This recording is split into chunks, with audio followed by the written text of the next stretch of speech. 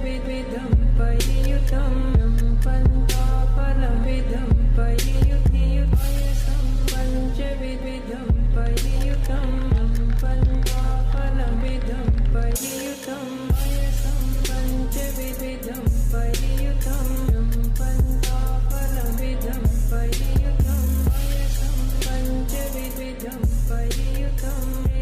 ओम ऐं ह्रीं क्लीं हुं मातंगे फट् स्वाहा।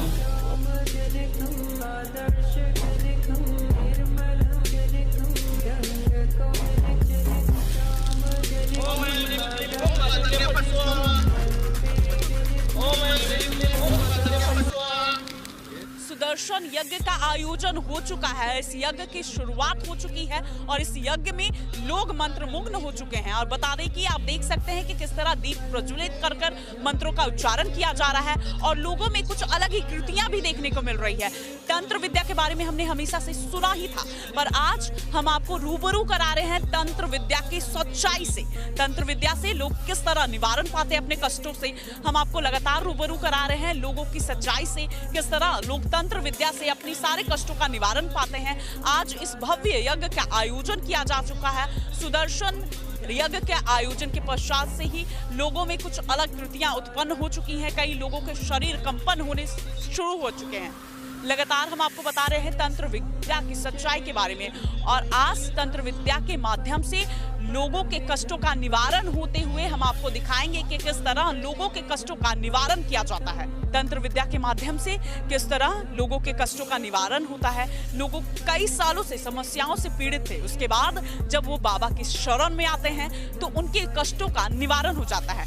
मात्र मंत्रों के उच्चारण मात्र से उनके सभी कष्टों का निवारण हो जाता है। तंत्र विद्या की शक्ति हम आपको आज रूबरू कराते हैं कि किस तरह तंत्र विद्या की शक्ति से लोगों के शरीर में कुछ अलग ही कृतियां उत्पन्न हो जाती हैं।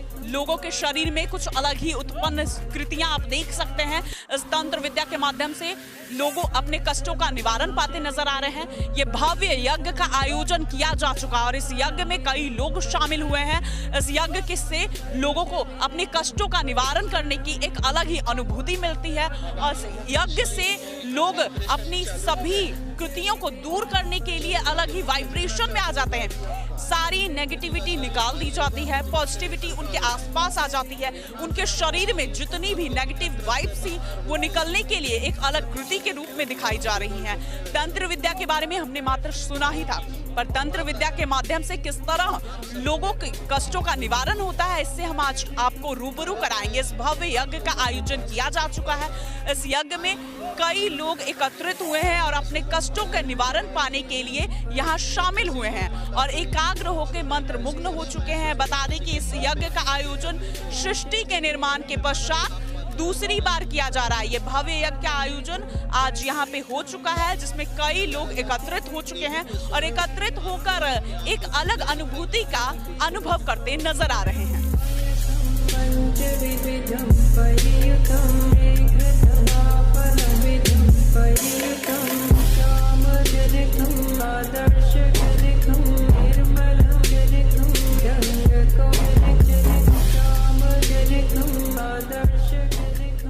देखिए, ये जो है माँ मातंगी का बीज मंत्र है।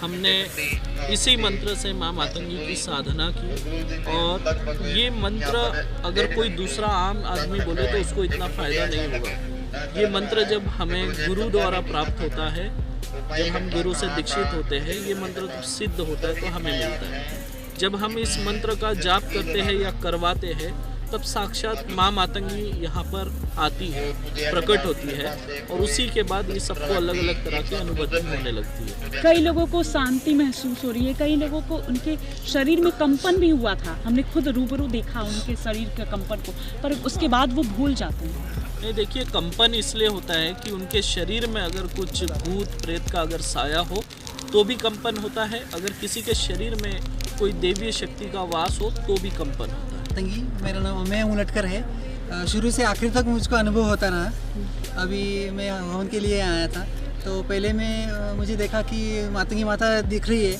वो हंस रही है, वो बोल रही है अरे क्या बहुत खुश हूँ मैं, अच्छा हुआ मुझे खुश किया। तो बाद में मातंगी माता चीते जैसी हो गई, भागने लगी गोल गोल। फिर ट्राइबल डांस करने लगी।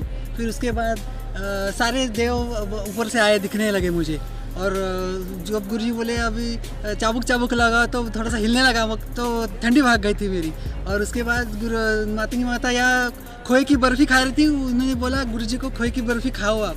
अब कहाँ से बहुत खुश हूँ मैं, बहुत खुश किया मुझे। कहाँ मैं पुणे से हूँ। पुणे से यहाँ पुणे आप से। दर्शन के लिए आए हैं या नहीं, दीक्षा प्राप्त करने के ये लिए? मैं महायज्ञ के लिए आया, यही इसी के लिए आया। मैं महाराष्ट्र से हूँ, श्याम सुंदर त्र्यंबक मुंडली। मुझे यज्ञ में बहुत अच्छी अनुभूति हुई, सुगंध आई केवड़ा चंदन की जैसी। और मूलाधार कुंडली का जो मूलाधार चक्र है उसको छुआ है माता ने, मुझे ऐसी अनुभूति हुई है। आपके शरीर में कैसी अनुभूति, कुछ याद है आपको? हल्का लगा है, सिर्फ हल्का लगा है। कुछ कंपन या कुछ कंपन, अलग कृति हाँ। महसूस की और आपने? मैं ऐसा तैर रहा हूँ हल्का से। आपका नाम? मैं राकेश पांडे, प्रयागराज से। किस तरह की अनुभूति की आपने यज्ञ के दौरान? तो अनुभूति बहुत अद्भुत था हमारा। हमको तो मतलब सुदर्शन चक्र दिख रहा था, सुदर्शन चक्र, और इंद्रधनुष बहुत तेजी से ऐसे ऐसे निकल रहा था, और इतनी बढ़िया खुशबू लग रही थी। यज्ञ के पश्चात कुछ शांति से अनुभव हुआ? हाँ, बहुत शांति है। और क्या गर्मी लग रही थी, अब ठंडी लग रही है उस समय। और क्या कहते हैं, ये ओरा लेवल इतना ज़्यादा दर्द कर रहा था, इतना ऐसा टप टप टप टप टप ऐसा। माँ की इतनी तेज रोशनी मुझे दिखाई दी है। और तेल की ज्योति की जो दिया जलता है उसकी सुगंध महसूस हुई। और मेरे सर पे किसी ने ऐसा हाथ फेरा, ऐसा लगा मुझे, इस तरह माता मुझे अनुभव हुआ। कहाँ से हैं? मैं मुंबई से आया। मुंबई से यहाँ आप दर्शन मात्र के लिए आए हैं? नहीं, एक्चुअली मैं तंत्र काट कराने आया था और गुरु दीक्षा भी लेना था। पञ्चविधं परियुतं पन्थाफलविधं परियुतं पञ्चविधं परियुतं पन्थाफलविधं परियुतं पञ्चविधं परियुतं पन्थाफलविधं परियुतं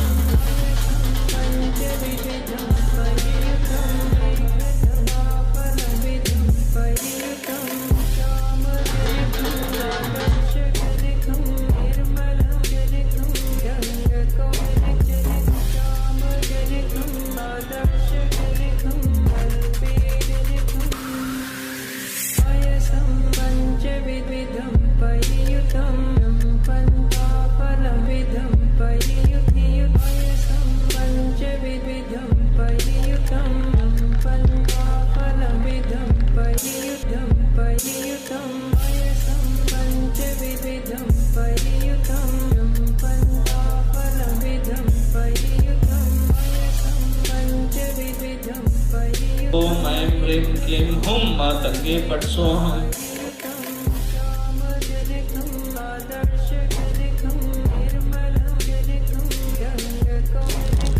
ओम ऐं ह्रीं क्लीं हुं मातंगे फट् स्वाहा।